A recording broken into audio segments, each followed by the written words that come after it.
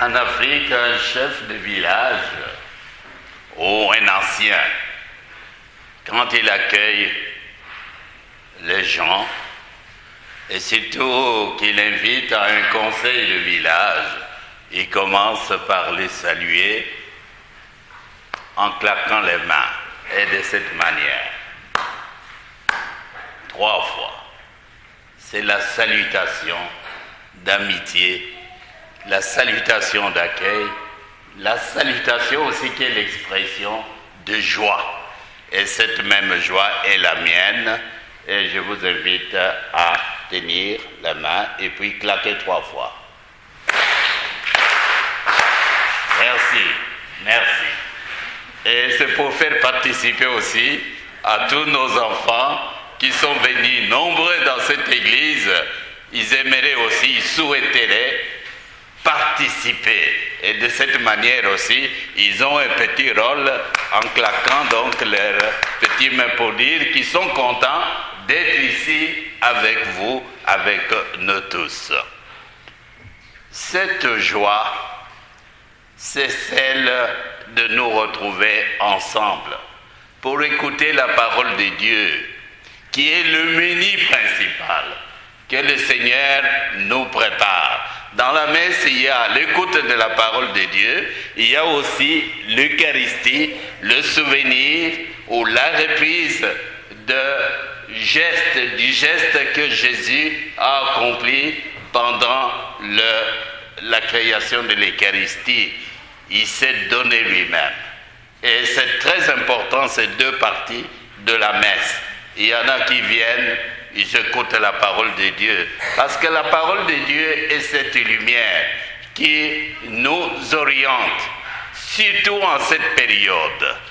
La période des préparatifs des fêtes.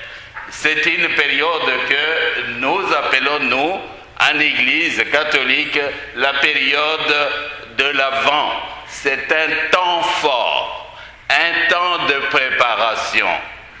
Nous nous préparons à quelque chose qui s'en vient. Nous nous préparons à accueillir Jésus-Christ qui vient à nous. Alors, dès le début, je vous invite à revoir vos agendas. Vous avez des agendas que vous avez mis de côté ou sur lesquels vous programmez, vous planifiez vos journées, vos semaines, jusqu'à la fête de Noël, qui est une fête de famille. Dans ces agendas qui sont les vôtres, même les enfants aussi ont leurs propres agendas.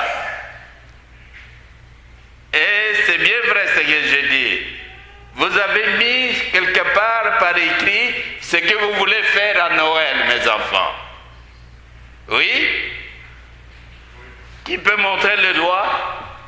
Le petit doigt là, qui a déjà fait son programme?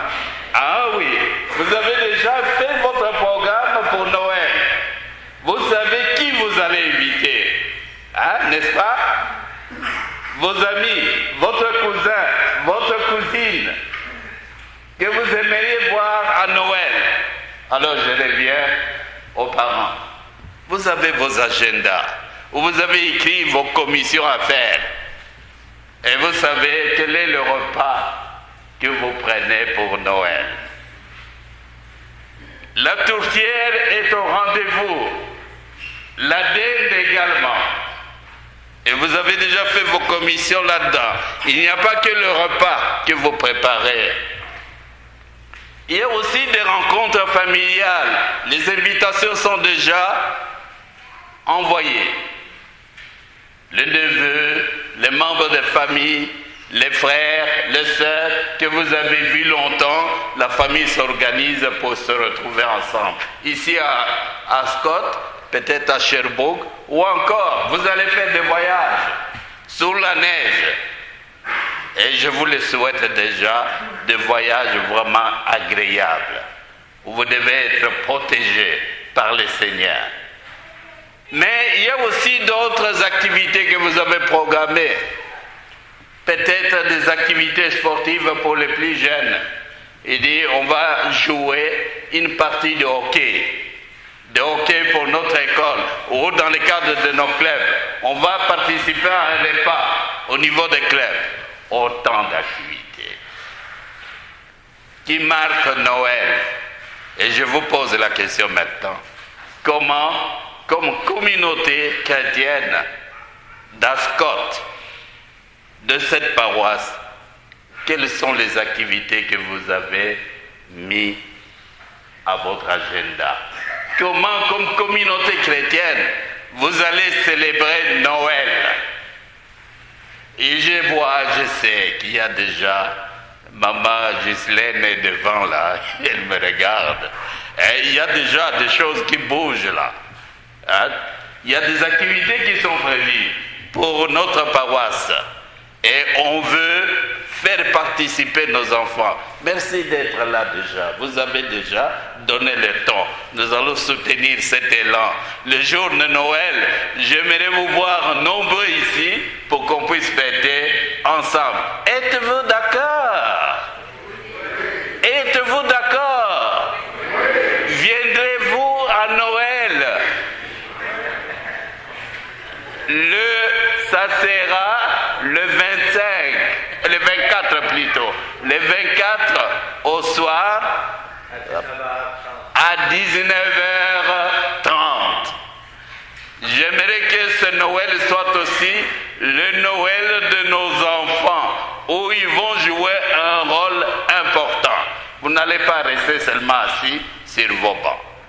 Ça fait partie de nos activités préparatives à Noël. Mais quel est le sens, la signification de ces préparatifs? Toutes ces activités que vous préparez